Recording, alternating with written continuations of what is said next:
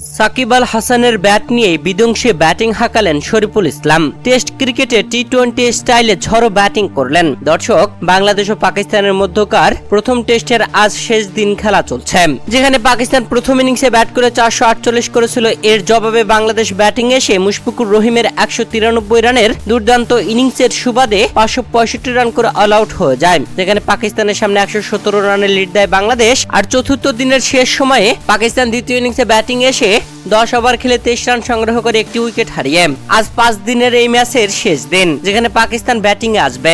আরও তাদের বাংলাদেশের দেওয়া লিড আছে 94 রানের। দর্শক, এই ম্যাচে বাংলাদেশের ব্যাটিং ইনিংসে দুর্দান্ত ব্যাটিং করেছেন শরীফুল ইসলাম। ব্যাট হাতে ঝড়ো ব্যাটিং করেছেন।